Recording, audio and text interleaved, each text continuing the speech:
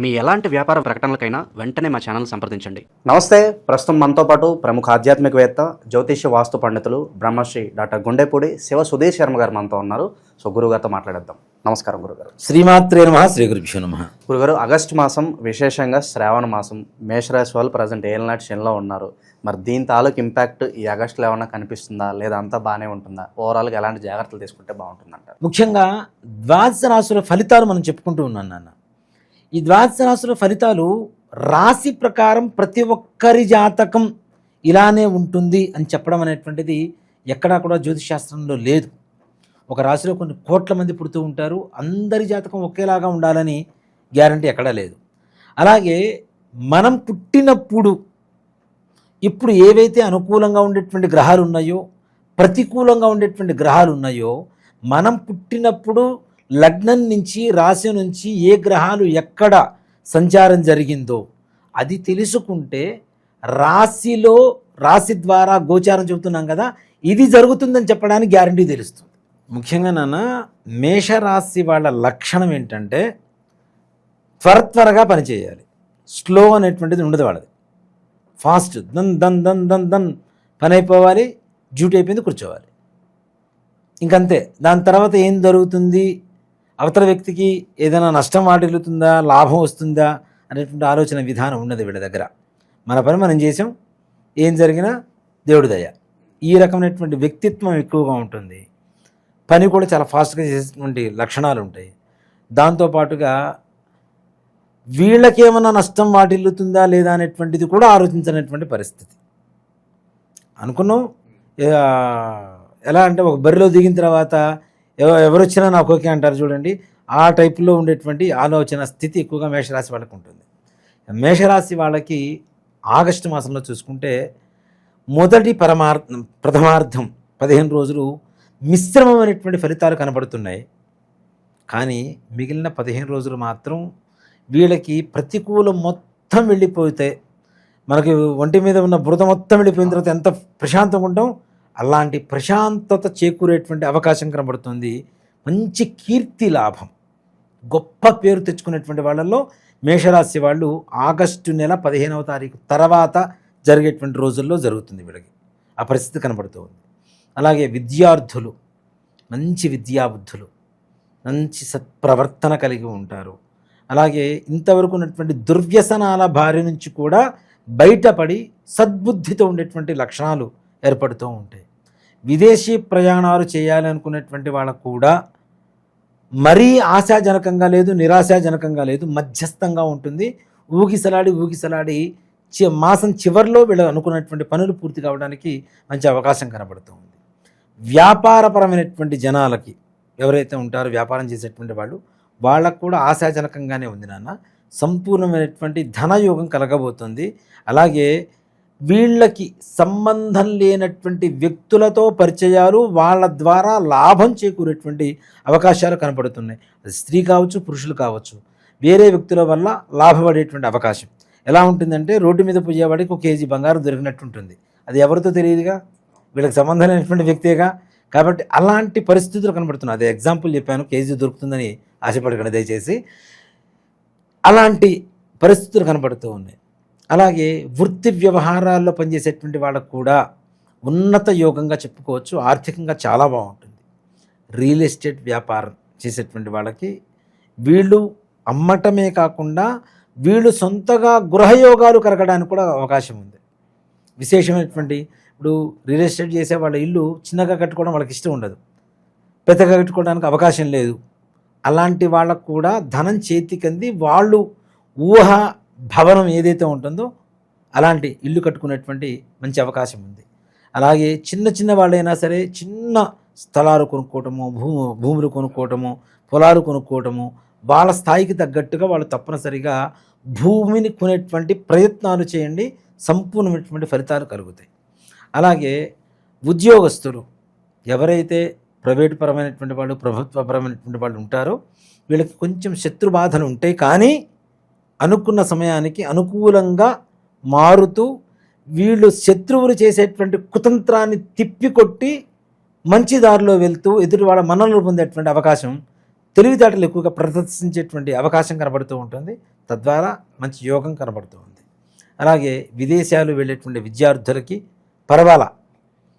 ఇంకా ఉద్యోగం విదేశాల్లో చేసేటువంటి వాళ్ళకు కూడా ఉద్యోగం పోతుందన్న భయం అయితే అక్కర్లేదు. ప్రశాంతంగా ఉండండి, 100% ఉద్యోగం ఉంటుంది. మంచి ప్రశాంతమైనటువంటి వాతావరణం గురించి అంత భయపడాల్సిన పర్లేదు అస్సలు లేదు నాన్న. ప్రశాంతంగా ఉంటారు 100%. ముఖ్యంగా ఆవేశాన్ని కంట్రోల్ చేసుకోండి.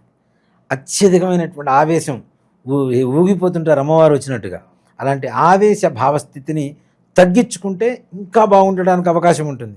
ఏదైనా భయంతోనో కోపంతోనో ఏమీ సాధించలేము. భక్తితో ప్రేమతో సాధించగలుగుతాం.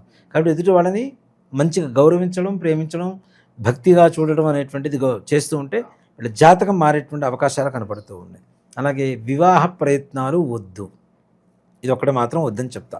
వివాహ ప్రయత్నాలు చేయడం ద్వారా వీళ్ళకి లేనిపోని అంటే రిలేషన్స్ స్టార్ట్ అవుతూ ఉంటాయి. అవి అంత పెద్దగా ముందుకు సాగవు, మధ్యలో ఆగిపోతూ ఉంటాయి. తద్వారా మానసికమైనటువంటి అస్థిమితత పెరుగుతుంది. అలాగే నలుగురిలో ఉండేటువంటి మంచి పేరు కాస్త అమ్మాయి కావచ్చు, అబ్బాయి కావచ్చు, ఎవరైనా మాట సరిగ్గా లేపడం వల్ల కాంట్రవర్సీలు ఎక్కువగా ఇరుక్కునే అవకాశం కనిపిస్తుంది. 100%. ఈ రిలేషను ఈ మాసంలో ఏదైనా స్టార్ట్ అయితే పెళ్లి సంబంధం కుదరటం కావచ్చు, పెళ్ళి కావటం కావచ్చు, లేదు ఏదైనా కొత్తగా ప్రేమ వ్యవహారం కావచ్చు, ఇవి ఎక్కువ కాలం సాగేటువంటి బంధాలు అయితే కావు. తద్వారా గొడవలు, యుగో ప్రాబ్లమ్స్, వీటి వల్ల పెద్ద సమస్యలు, నలుగురిలో చిన్నతనం అవ్వడం, పరుగు పోవడం, ఇట్లాంటివి జరిగేటువంటి అవకాశాలు ఉన్నాయి. కాబట్టి తగిన జాగ్రత్తలు అవసరం. అలాగే మేషరాశి వాళ్ళ విషయానికి వస్తేనన్నా, ముఖ్యంగా కొత్త వ్యాపారాలు స్టార్ట్ చేయాలనుకున్న వాళ్ళు రియల్ ఎస్టేట్ ఇట్లాంటివి స్టార్ట్ చేయండి, చాలా బాగుంటుంది. వీళ్ళ రాశ్యాధిపతి 7వ స్థానంలోకి వస్తున్నాడు, తులారాశిలోకి. మంచి విశేషమైనటువంటి కన్స్ట్రక్షన్స్, లేదంటే ఇంటీరియర్ డిజైన్స్, అలాగే bricks, sand, cement, iron, real estate, భూములు కొనటం. ఇప్పుడు ఒకళ్ళ దగ్గర ఒక 25 లక్షలు ఉన్నాయి, చిన్న భూమి వచ్చింది, కొనండి. దాని వెంటనే లాభానికి అమ్ముకుంటే మంచి లాభం ఉంటుంది. అలాంటి పరిస్థితుల్లో కూడా మంచి లాభం. మీరు పెట్టిన 25 లక్షలకి 5 లక్షలు వస్తుంది అనుకుంటే 10 లక్షలు వచ్చేటువంటి మార్గం అయితే ఈ మాసంలో వీళ్ళకి కనపడుతూ ఉంది. దాంట్లో ఏమాత్రం కూడా సమస్య లేదు. సో ఏళ్ళనాటి శని తాలూకు ఇంపాక్ట్ అంతగా ఉండదంటారా ఓవరాల్గా చూసుకుంటే? ఏళ్ళనాటి శని ప్రభావం ఒక్కదాని మీదనే పడుతుంది నాన్న. దూర ప్రయాణాలు ఒక్కటి రద్దు చేసుకోండి, నిషేధించుకోండి. దూర ప్రయాణాలు చేయడం వల్ల యాక్సిడెంట్స్ జరిగేటువంటి అవకాశాలు ఉన్నాయి. కాబట్టి తగిన జాగ్రత్తలు తీసుకోవడం అనేటువంటిది మంచిది. అందరికీ ఉపయోగపడేలా కామన్గా చెప్పాలంటే ఏళ్ళనాటి శనిలో ఉన్నవారు సాధారణంగా ఎలాంటి విషయాల్లో బాగా జాగ్రత్తలు తీసుకుంటే బాగుంటుందంటారు? శని చెడ్డవాడేం కాదు, ఉన్న స్థానమే అలాంటిది, అంతేగాని ఆయన చాలా శనీశ్వరుడు, ఈశ్వర శబ్దం కలిగినటువంటి ఏకైక గ్రహం. 9 గ్రహాల్లో శనీశ్వరుడు తప్పితే ఎవరూ లేరు. ఆయన చాలా మంచివాడు, మంచి యోగాన్ని ఇస్తాడు. ఉన్నటువంటి స్థానంలో ఉంటేనే ఆయన కర్మకారకుడు అంటాం. మనం శనీశ్వరుని కర్మకారకుడు అంటాం. మనకు ఉండేటువంటి చేసిన తప్పులు పాపాలు ఏవైతే ఉన్నాయో అవన్నీ కూడా అనుభవింపజేసేటువంటి మంచి గ్రహం కదా. ఫిల్టర్ చేసేస్తున్నాడు కదా, మనకి ఒంటి నిండా దుమ్ముంటే స్నానం చేయిస్తున్నాడు కదా, కర్మని ఇక్కడే కడిగేస్తున్నాడు కదా. మరి అంతకు మించిన మంచి గ్రహం ఎక్కడ ఉంటుంది చెప్పండి? ఏళ్ళనాటి శని ఇంపాక్ట్ ముందు ఒక వ్యక్తి, తర్వాత ఒక వ్యక్తి అని చెప్పుకోవచ్చా? 100%.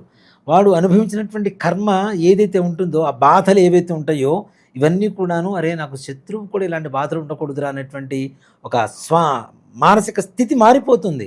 అలాగే కడిగిన ముత్యంలాగా ఉంటారు. సింపుల్గా చెప్పాలంటే ముత్యమే చూడటానికి బాగుంటుంది.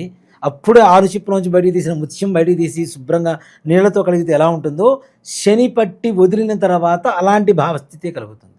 ఒక్కసారి ఎలా ఉంటుందంటే, సింపుల్గా చెప్పాలంటే, గట్టిగా గొంతు పట్టుకున్నారు నాన్న, శ్వాస రావటం లేదు, ఒక్కసారి వదిలేస్తే ఎలా ఉంటుంది? లాంగ్ బ్రీత్ తీసుకుంటాం కదా, అలాంటి లాంగ్ బ్రీత్ ఇచ్చేటువంటి వాడు శనీశ్వరుడు. సుఖం విలువ తెలియజేసేటువంటి వాడు శనీశ్వరుడు. అలాంటి శనీశ్వరుడు ఏళ్ళనాటి శని ప్రభావం చేత ఉన్నటువంటి పరిస్థితుల్లో మేషరాశి వాళ్ళు కావచ్చు, మీనరాశి వాళ్ళు కావచ్చు, కుంభరాశి వాళ్ళు కావచ్చు, ముఖ్యంగా జాగ్రత్తలు తీసుకోవాల్సింది వాహన ప్రమాదాలు, ఇనప వస్తువులు వాడటం, ట్రాన్స్పోర్ట్ బిజినెస్లు చేసేటువంటి పరిస్థితుల్లో ఉన్నటువంటి వాళ్ళు, ఇట్లాంటి వాళ్ళు తగిన జాగ్రత్తలు తీసుకోవాల్సినటువంటి పరిస్థితి ఉంటుంది. ఇవి కూడా ఏళ్ళనాటి శని ప్రభావం ఒక్కటే కాకుండా మిగిలిన గ్రహాల ప్రభావం కూడా ఏదైనా ఉందా, వాటి వల్ల ఏమైనా బాధపడుతున్నామా, శని ఒక్కడే బాధ పెడుతున్నాడా అనేటువంటిది వాళ్ళ వ్యక్తిగత జాతకం చూసినప్పుడు మాత్రమే ఆ వ్యక్తిగత జాతక పరిశీలన చేసినప్పుడు మాత్రమే చెప్పగలిగినటువంటి అవకాశం ఉంటుంది. కాబట్టి ఏమాత్రం కూడా సంశయం లేదు. శని ఒక్కడే బాధ పెడతాడని లేదు. మిగిలిన శుభగ్రహాలు కూడా ఉండవలసినటువంటి స్థానంలో కాకుండా నీచ స్థానాల్లో ఉంటే తప్పనిసరిగా వాటి ప్రభావం కూడా నీచంగానే ఉంటుంది. కాబట్టి ఇక్కడ ముఖ్యంగా వ్యక్తిగతపరమైనటువంటి జాతకాన్ని చూపించుకోండి. ఇక శనికి సంబంధించి ఇంపాక్ట్ కాస్త తగ్గటానికి ఎలాంటి పరిహారాలు బాగా అవసరం అంటారు? ఇక్కడ ఒక మాట చెప్తానన్న, ఇప్పుడున్నటువంటి ద్వాదశ రాశులు 12 రాశుల్లో కూడా ఎవరికైనా సరే ప్రపంచంలో ఉన్న 700 కోట్ల చిల్లర జనాభా అందరికీను 2 రకాల దోషాలు ఉన్నాయని ఖచ్చితంగా చెప్పగలుగుతా. ఏంటి? పితృదోషం, స్త్రీ శాపం. వీటిలో ఇంకా అనేక రకాలైనటువంటి దోషాలు ఉన్నాయి. దేవతా శాపాలని, వృక్షవధలు, జంతువధలు, సర్పవధలు, ఇట్లాంటివన్నీ కూడా దోషాలే. ఇవన్నీ మన పూర్వీకులు చేసినటువంటి తప్పిదాల వల్ల భవిష్యత్ తరాలు అనుభవిస్తాయి. మన పూర్వీకులు ఆస్తులు ఇస్తే మనం తీసుకుంటామా లేదా? అట్లాగే వాళ్ళు చేసినటువంటి తప్పులకి ప్రభావం కూడా మనం తప్పనిసరిగా అనుభవించాల్సిందేగా. మా తాతగారు ముత్తాతగారు ఉన్నారు, ఆస్తులు మొత్తం అమ్మేశాడు. ఆ పేదరికం అనేటువంటిది కంటిన్యూ అవుతుందా లేదా? అవునా? అలాగే ఆస్తులు బాగా కూడబెట్టాడు, ఆ డబ్బులు అయితే మేము తింటామా లేదా? దాని ప్రతిఫలమితం అంటే ఒక్క ఆడవాళ్ళ కన్నీటి చుక్క మీ వంశాన్ని మహాసముద్రమై సముద్రంలో వచ్చేటువంటి సునామీగా మార్చి వంశాన్ని మింగేస్తుంది. దీనివల్ల పెళ్ళిళ్ళు కాకపోవటం, అనుకున్నటువంటి పనులు కాకపోవటం, వ్యాపారం బాగుండకపోవటం, ఉద్యోగం సరిగా రాకపోవటం, పిల్లల మాట వినకపోవటం, పిల్లలు ఆరోగ్యవంతంగా ఉండకపోవటం, ఇంట్లో అనారోగ్య సమస్యలు, ఆర్థిక సమస్యలు, ఇచ్చిన అప్పులు వెనక్కి రావు, మనం తీసుకున్న అప్పులు తీర్చలేము, మనం ఎవరికన్నా అడ్డుండి ఇప్పిస్తే అవి కూడా మనం కట్టుకునేటువంటి పరిస్థితులు రావటం, ఇట్లానే దీంతో పాటుగా అనేక రకాలైనటువంటి మానసికమైనటువంటి అస్థిమిత, అట్లానే పిల్లలు ఆటిజంతో పుట్టడం, అవునా, చదువుకోరు, ఇంకా దుర్వ్యసనాల పాలవటం. అంటే మనుషుల్లో అందరికీ ఉందనే చెప్తాను. ఇంకా చెప్పాలి అంటే దాదాపు 80-85 ఆ టైం నుంచి పుట్టినటువంటి ప్రతి ఒక్కరికి ఉంది. దాంట్లో ఏమాత్రం కూడా సంశయం లేదు. పరిష్కారం ఏంటంటారు దీనికి? ఒక్కడేనన్న, ఇది ప్రతి అమావాస్యకి మనం పితృకార్యాలు చేస్తూ ఉంటాం, అవునా? అలాంటి అమావాస్య ప్రతి నెల చాలా విశేషమైనటువంటిది. మనం ప్రతి నెల అమావాస్యకి ఇంట్లో పితృతర్పణ వదలండి, ఎవరికైనా బ్రాహ్మణికి స్వయం పాకం ఇవ్వండి అని చెప్తుంటాం. తద్దినాలు పెట్టరు. తద్దినాలు పెట్టకపోవడం, మేము కాశీలో పెట్టొచ్చామండి, గైలో పెట్టొచ్చామండి, నిన్న భోజనం చేసాం, ఇవాళ భోజనం చేయకుండా మానుతామా? నిన్న పండగ జరిగింది, మరుసటి రోజు మళ్ళీ వండుకొని తింటామా లేదా? అవునా? అక్కడెక్కడో కాశీలో పిండం పెట్టొచ్చాము, ఇంకా అయిపోయింది అంటే అది ఎట్లా కరెక్ట్ అవుతుంది? కొంతమంది ఇంట్లోంచి చెప్పకుండా వెళ్ళిపోతుంటారు. వాళ్ళు ఉన్నారో లేరో కూడా తెలియదు. ఒక మనిషి 14 సంవత్సరాల పాటు కనుక కనపడకుండా వెళ్ళిపోతే వాళ్ళకి కర్మ చేయవలసిందే. అది చేయట్లేదు, అవి వదిలేస్తున్నాం. అసలు ఇప్పుడు ఉన్నారో లేదో కూడా తెలియదు, వదిలేస్తున్నాం. ఇలాంటివి తద్దినాలు పెట్టకపోవటం, కర్మలు సరిగా చేయకపోవటం, శ్రాద్ధం శ్రద్ధతో పెట్టకపోవటం, తల్లిదండ్రులు ఇచ్చినటువంటి జన్మ, వాళ్ళు ఇచ్చినటువంటి విద్య, వాళ్ళు ఇచ్చినటువంటి శరీరం, రక్తం, మాంసం, దీంతో పాటుగా వాళ్ళు ఇచ్చినటువంటి జ్ఞానంతో మనం బ్రతుకుతున్నాం. ఇన్ని ఇచ్చినటువంటి వాళ్ళ రుణం తీర్చుకోవాల్సిన అవసరం ఎవరికి ఉంది? కొడుకుంటాం, అవునా? ఇలా కొడుకు చేయకపోవటం వల్ల కొడుకులు పుట్టకుండా కేవలం కూతుళ్ళే పుట్టేటువంటి దోషం కూడా ఈ దోషం ద్వారా కనబడుతూ ఉంటుంది. అంటే ఇక వంశం లేదుగా. నెక్స్ట్ ఇంటి పేరు ఎక్కడుంది? ఆడపిల్లలే పుడితే ఇంకో ఇంటికి అమ్మాయిని ఇస్తావు, అమ్మాయి ఇంటి పేరు అబ్బాయి ఇంటి పేరు అవుతుంది, కానీ నీ ఇంటి పేరు లేదు కదా, అయిపోయింది కదా, శాశ్వతంగా నీ వంశం నిర్వంశం అయిపోతుంది. ఇలా అసలు పిల్లలు పుట్టకపోవటం కూడా, అనుకున్న పని ఏ ఒక్కటి పూర్తి కావటం లేదా. సింపుల్గా చెప్పాలంటే ప్రశాంతంగా మీ జీవితంలో లేరా అంటే మీ వంశంలో, మీ పూర్వీకుల్లో ఆడవాళ్ళు మగవాళ్ళు 60 ఏళ్ల లోపల heart problem, kidney problem, liver problem, brain stroke, suicide, accidents, cancer, ఇట్లాంటి కారణాలతో చనిపోయారు. మీ పూర్వంలో 2 వేసి పెళ్ళిళ్ళు చేసుకున్నారు, ఇంట్లో భార్య ఉండగా కూడా ఇల్లీగల్ కాంటాక్ట్స్ పెట్టుకొని ఇంట్లో ఉన్న ఆడవాళ్ళని బాధ పెట్టారు.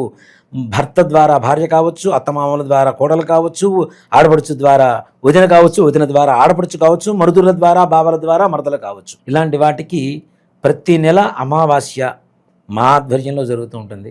తప్పనిసరిగా గోకర్ణంలో మహాబలేశ్వరుడి చెంత ఈశ్వరుడు ఆత్మలింగం, ప్రపంచంలో ఇంకెక్కడా లేనటువంటి ఒకే ఒక్క చోటు ఉన్నటువంటి ఆత్మలింగం గోకర్ణ క్షేత్రంలో మాత్రమే ఉంది. అక్కడ చాలామంది కూడాను ఈ మన సామూహికమైనటువంటి శ్రాద్ధాలు అవి చేస్తుంటారు. దయచేసి మీరు చేయించుకోపోయినా పర్లేదు, సామూహికమైనటువంటి శ్రాద్ధాలు పెట్టవద్దు. దానివల్ల వచ్చేటువంటి మంచి ఫలితం కంటే చెడు ఫలితాలు ఎక్కువగా ఉంటాయి. ఈ వెబ్సైట్లు అవన్నీ కూడా చాలా క్రియేట్ చేసి చాలామంది చేస్తున్నారు. అవి కూడా వాటిలో ప్యాకేజీలు పెడుతున్నారు. అవన్నీ కరెక్ట్ కాదు నాన్న. రాండి తప్పనిసరిగా. సశాస్త్రీయంగా ఎవరైతే బ్రాహ్మలు ఉంటారో, కర్ణాటకలో అందరికీ తెలుసు జంగం వాళ్ళు ఎక్కువ మంది ఉంటారు. జంగం వాళ్ళు కాదు, బ్రాహ్మణే, జంగం వారే. సో కాబట్టి బ్రాహ్మలు చేసేటువంటి విధానంగా సశాస్త్రీయంగా అక్కడ తప్పనిసరిగా పూజ చేయించుకొని మన దగ్గర నుంచి బస్సులో నుంచి బయలుదేరుతుంటాం. ఇక్కడ నుంచి ప్రతి నెల అమావాస్య ముందు రోజు బయలుదేరుతాం. అమావాస్య రోజు పూజ అక్కడ. అందులో ఈ శ్రావణ బహుళ అమావాస్య మఖా నక్షత్రం కలిసి వచ్చింది. ఈ దోషాలు ఉన్న వాళ్ళ వంశంలో మఖా నక్షత్రంలో పుట్టేవాడు కూడా కొంతమంది ఉంటారు. మఖా నక్షత్రం కలిసి వచ్చినటువంటి అమావాస్య, శ్రావణ బహుళ అమావాస్య చాలా విశేషమైన ఈ ఆగస్టు మాసంలో వచ్చే అమావాస్య. ఈశ్వరుడికి, వెంకటేశ్వర స్వామి వారికి, లక్ష్మీదేవికి, గౌరీదేవికి, పితృదేవతలకి, చంద్రుడికి, ఇంతమందికి ఇష్టమైనటువంటి మాసం ఇది. ఇంతమంది మాసం ఇష్టమైనటువంటి దేవతలకి ఆరాధనకి అర్హత కలిగినటువంటి మాసంలో శ్రావణ బహుళ అమావాస్య ఆగస్టు 23వ తారీఖు అయింది. 22వ తారీఖు ఇక్కడ బయలుదేరుతాం. 23వ తారీఖు పూజ ఉంటుంది. మరలా చేయించుకొని 24వ తారీఖు ఉదయం 11 గంటల గల హైదరాబాద్లో ఉంటాం. కాబట్టి రావాలనుకున్నటువంటి వాళ్ళు అందరూ రాండి తప్పనిసరిగా. నా ఆధ్వర్యంలో, అంటే నేను చేయించడం కాదు, నేను అక్కడ బ్రాహ్మణులు పెట్టి చేయిస్తూ ఉంటాం. తప్పనిసరిగా నేను కూడా కలుస్తాను మిమ్మల్ని అక్కడ. తప్పనిసరిగా రాండి. రావాలనుకున్న వాళ్ళు దయచేసి సామూహికంగా చేయించుకోవద్దు. సో కాబట్టి దీనికి ప్రత్యక్ష నిదర్శనం ఇంకోళ్ళు కాదండి. నాకు నేనే 2018లో నేను చేయించుకున్నాను. నాది లైక్ శబరి తత్వం. నాది భక్తి అంటే శబరి తత్వం. రాముడికి పండ్లు ఇచ్చేటప్పుడు ఆవిడ ఎంగిలి చేసి బాగుందా లేదా అని టేస్ట్ చూసి మరీ ఇచ్చింది. నేను చేయించుకున్న తర్వాత నాకు బాగుంటే మిగిలిన జనాలకు చెప్తా. నేను తినకుండా పండు బాగుంది తిను అంటే అది ఎంతవరకు? అవునా? అది మొహమాటానికి వగరుగా ఉన్న తీయగా ఉందని చెప్తారు. అలా కాదు, నేను అనుభవించాను కాబట్టి ఎదుటి వాళ్ళకి చెప్పడానికి నాకు అర్హత కలిగింది. మనం అనుభవించిన తరువాత, మనం చేసిన తర్వాత చెప్పడం అనేటువంటిది ధర్మం. కాబట్టి నేను చేయించుకున్న నా జీవితం సంపూర్ణంగా అక్కడ ఉన్నటువంటి మహాబలేశ్వరుడు అనుగ్రహంతో నా జీవితం మహాబలంగా తయారైంది. అందరికీ తెలిసిన విషయమే. ముఖ్యంగా నాన్న, శనివారం రోజున, ప్రతి శనివారం ఒక పత్తి, గింజలు తీయకుండా ఉన్నటువంటి పత్తి ఉంటుంది. పత్తి తీసుకోండి. కొద్దిగా క్రిస్టల్ సాల్ట్, దొడ్డుప్పు, అలాగే ఒక నల్లటి వస్త్రం, కొద్దిగా చిన్న బెల్లం ముక్క, కొద్దిగా నువ్వుల నూనె, శంఖ పుష్పాలని చెప్పి మనకు బ్లూ కలర్లో పుష్పాలు దొరుకుతుండే చక్కగా, అవి ఒక్కటే ఆ కలర్లో ఉండేది. శంఖ పుష్పాలు తీసుకోండి. అలాగే నల్ల నువ్వులు తీసుకోండి. నవగ్రహాలకు వెళ్ళండి. నవగ్రహాల్లో ప్రదక్షిణాలు చేయండి. ముందు చక్కగా ప్రదక్షిణాలు చేసి శనీశ్వరుడికి కొద్దిగా నీళ్లు పోయండి. నీళ్లు పోసి మరలా నువ్వుల నూనె పోయండి. నువ్వుల నూనె పోసిన తర్వాత మరలా నీళ్లు పోయండి. శుభ్రంగా చక్కగా ముట్టుకోవచ్చు విగ్రహాన్ని. ఆయన రాక్షసుడు కాదు, దయ్యం కాదు, శని భగవానుడు ఆయన కూడా. కాబట్టి చక్కగా ముట్టుకొని గంధం పెట్టి కుంకుమతో బొట్టు పెట్టండి. నల్లటి వస్త్రం స్వామివారికి సమర్పించండి. తీసుకువెళ్ళినటువంటి శంఖ పుష్పాలు స్వామివారి పాదాల దగ్గర పెట్టండి. నల్ల నువ్వులు స్వామివారి పాదాల దగ్గర వదిలిపెట్టండి. అలాగే ఈ క్రిస్టల్ సాల్ట్ ఒకటి, పత్తి ఒకటి చెప్పాము.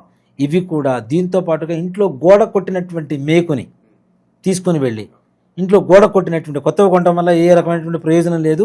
కర్మకారకుడు అని చెప్తున్నా. కర్మ అనేటువంటిది మనతో పాటు మన ఇంటికి, మన వంటికి, మనం కట్టుకున్నటువంటి వస్త్రాలకు కూడా ఆ వాసన వస్తూనే ఉంటుంది. కాబట్టి ఇంట్లో కూడా ఆ కర్మని తీసుకొని వెళ్ళడం. ఇంటికి ముందు రోజు గోడ కొట్టండి, లేకపోతే ఆ ఇంట్లో ఉన్నటువంటి శీలను, గోడ కొట్టినటువంటి శీలను తీసుకుని వెళ్ళి ఈ 3 కూడా స్వామివారి పాదాల దగ్గర పెట్టి, బెల్లం నివేదన పెట్టి, చక్కగా స్వామివారికి నమస్కారం చేసుకొని, నిజంగా చెప్తున్నాను, శనీశ్వరుడి దగ్గర పెట్టినటువంటి బెల్లం నివేదన పెట్టినటువంటిది ప్రసాదంగా తీసుకోండి. అమ్మో శని కాదు. నేను అంతమంది కూడా చెబుతా, శనిగాడు అని పిలుస్తుంటారు. శనిగాడు కాదు, శనే గాడ్. అంతకు మించినటువంటి దైవం లేదు. కాబట్టి స్వామివారికి నివేదన పెట్టింది తీసుకుంటేనే కదా ప్రసాదం అయ్యేది. పూజ చేసేసాం, నీకు నాకు సంబంధం ఏం లేదే, దూరంగా ఉండంటే ఆయన కూడా అట్లానే ఉంటాడు, ఇంకా దగ్గరకు వస్తూ ఉంటాడు రివర్స్లో. కాబట్టి ఆ బెల్లాన్ని నివేదన చక్కగా ప్రసాదం తీసుకోండి. నేనైతే శని పూజ చేసుకుంటే అక్కడ కొట్టిన కొబ్బరికాయ ప్రసాదం కూడా తీసుకుంటానన్న, దాంట్లో ఏమాత్రం కూడా సందేహం లేదు. అంతేకాకుండా ఏళ్ళనాటి శనిలో ఉన్నటువంటి వ్యక్తులు నల్లటి వస్త్రాలు వేసుకోవద్దని చెప్తారు. అది తప్పు. శనీశ్వరుడు అసలు ఇష్టమైంది నల్లటి వస్త్రం కాదు, నల్లవర్ణం కాదు, నీలవర్ణం. ఆయన నీలాంజన సమాభాసం అని చెబుతూ ఉంటాం ఆయన. అవునా? నీలవర్ణం వస్త్రధారణ చేయండి, కాస్త బాగుంటుంది. ఇప్పుడు మీకు వంకాయ కూర అంటే ఇష్టం అంటే వంకాయ కూర వేసి పెడితే మీరు నాకు ఫేవర్ అవుతారు. కానీ మీకు వంకాయ కూర ఇష్టమైతే దొండకాయ కూర చేసి పెడతానంటే కరెక్ట్ కాదు కదా. మీకు ఇష్టమైనటువంటి కలర్ మీకు కనబడితే మీ ఐస్ అంటే మీ దృష్టి వాటి మీద పడుతుందా లేదా? అవునా? శనీశ్వరుడి సుదృష్టి మన మీద పడాలి అంటే ఆయనకి ఇష్టమైనటువంటి పనులు చేయాలి. కాబట్టి ఏ రకమైన ఈ నీలవర్ణ వస్త్రాలు ధరించండి చక్కగా.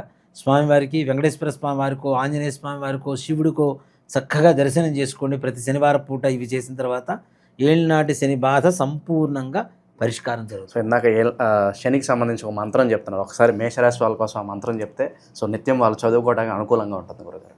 మీనరాశి వాళ్ళు, మేషరాశి వాళ్ళు, కుంభరాశి వాళ్ళు ముగ్గురు కూడా నీలాంజన సమాభాసం రవిపుత్రం యమాగ్రజం ఛాయా మార్తాండ సంభూతం తన్ నమామి శనీశ్వరం. శ్లోకంలో ఎంతో పరమార్థం ఉంటుంది నాన్న. నీలాంజన సమాభాసం, నీలవర్ణంలో ఉన్నటువంటి ఆయన, రవిపుత్రం శివుడు కుమారుడు, యమాగ్రజం యముడి కంటే పెద్దవాడు, యమధర్మరాజు కంటే పెద్దవాడు, ఛాయా మార్తాండ సంభూతం ఛాయాదేవికి సూర్య శక్తి మనకి మొత్తం 12 రకాలు ఉంటుంది నాన్న. దాంట్లో మార్తాండు అనేటువంటిది ఒక శక్తి. ద్వాదశ కిరణాలు అంటాం, ద్వాదశ ఆదిత్యులు అని చెప్పి సూర్యుడిని పిలుస్తూ ఉంటాం. వాటిల్లో ఒక సూర్యుడి పేరు మార్తాండు. ఈ మార్తాండుడికి ఛాయాదేవికి పుట్టినటువంటి వాడు శనీశ్వరుడు. ఛాయా మార్తాండ సంభూతం తన్నమామి శనీశ్వరం. అలాంటి నీకు నేను నమస్కారం చేస్తున్నానయ్యా అని చెప్పి నమస్కారం చేసుకోండి. రోజుకు 19 సార్లు ఈ ఒక శ్లోకం కూడా చదువుకుంటూ ఓం నమ శివాయ అనేటువంటి శివ పంచాక్షరి మంత్రాన్ని 21 సార్లు చదువుకోండి. మీరు అనుకున్న పనులు పరిపూర్ణంగా పూర్తవుతాయి. ఓవరాల్గా మేషరాశి వారి పరిస్థితి ఏ విధంగా ఉండబోతుందో ఈ ఆగస్టు మాసంలో చాలా అద్భుతంగా వివరించారు. ధన్యవాదాలు గురుగారు. శ్రీమాత్రే నమః. శ్రీ గురుభ్యో నమః. జై శ్రీరామ్.